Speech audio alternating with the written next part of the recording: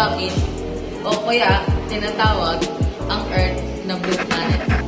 Kung bakit may lindol at bulkan o kaya kung bakit may high tide at low tide. Hindi natin napapansin ang Earth ay lagi gumagalaw.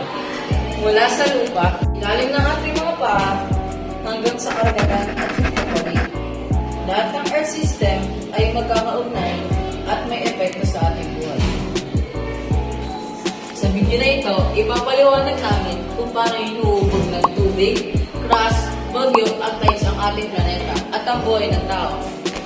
Tinatawag ang Earth na blue planet dahil humigit kumulang 71% ng ibabaw nito ay natatakpan ng tubig, habang 29% lamang sa lupa. Karamihan sa tubig na ito ay matatagpuan sa karagatan, dagat at yelo. Napakahalaga ng tubig dahil ito ang tumutulong sa pagkontrol ng klima, sumusuporta sa bahay at umuubog sa mga anyong lupa. Kaya kapag tinitignan natin ang Earth mula sa kalawakan, ito ay mukhang bughaw na asul. Sa ilalim ng Earth's surface ay ang crust, na tinatawag na tectonic plates. Ang mga plates na ito ay dahan-dahang gumagalaw. Kapag ang mga plates ay nagbabanggaan, naghihiwalay o dumudulas sa isa't isa, maaari ito magdulot ng lindol, pagputok ng bulkan at pagbuo ng mga bundok. Ang Pilipinas ay matatagpuan sa Pacific Ring of Fire, kaya madalas tayo makaranas ng lindol at aktibong mga bulkan. Bagatman delikadong pangyayari ito, mahalaga ang papel nila sa paghubog ng ibabaw ng mundo.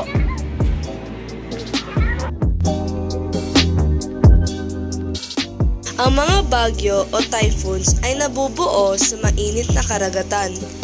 Kumukuha sila ng enerhiya mula sa init at moisture ng dagat.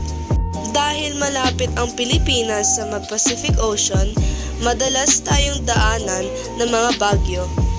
Gamit ang datos mula sa Pag-asa, maaaring masundan ang dinaraan ng isang bagyo mula dagat hanggang lupa. Kapag tumama ang bagyo sa lupa, ang mga bundok at anyong lupa ay maaaring magpahina rito. Pero maaari pa rin itong magdulot ng pagbaha, landslide at malalakas na hangin. Kaya mahalagang kahandaan ng komunidad tulad ng pakikinig sa babala, pagkahanda ng go bag at pagiging alert. Ang tides ay dulot ng gravitational pull ng moon at ng sun sa tubig ng karagatan. Kapag inihila ng moon ang tubig papalapit dito, nagkakaroon ng high tide. Kapag umihila naman ito papalayo, nagkakaroon ng low tide.